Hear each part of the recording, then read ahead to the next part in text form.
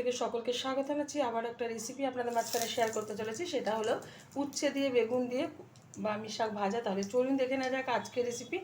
ওভেনে একটা কড়াই বসিয়ে তাতে দিয়ে দিয়েছি কিছুটা সাদা তেল। তেলটা গরম হয়ে যাওয়ার পর দিয়ে দিলাম 1 চামচ মতো হলুদ গুঁড়ো। আর এখন বেছে রাখা, ভালো করে ধুয়ে রাখা বামি শাক, কাঁচা লঙ্কা দিয়ে দিয়েছি, কিছুটা বেগুন আর উচ্ছে। তো ভালোভাবে এখন দিয়ে দিচ্ছি পরিমাণ মতো লবণ।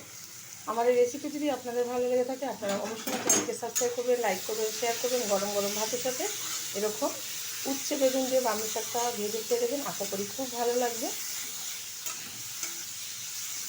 ভালোভাবে কিন্তু এটা ভেজে দিতে হবে। আমি একটা লঙ্কা ব্যবহার করেছি, আপনারা ঝালটা যাদের পছন্দ অনুযায়ী ব্যবহার করবেন। ভাজাটা কিন্তু হয়ে গেছে, নামিয়ে নিচ্ছি আর ঢেলে দেবো একটা পাত্রে। গরম গরম ভাতের সাথে কিন্তু এরকম তিতো জিনিস খেতে ভালো লাগে। তো এখন আমি পরিবারে এটা সার্ভ করবো। দেখা হবে পরের ভিডিওতে নতুন কোনো রেসিপি নিয়ে। ধন্যবাদ।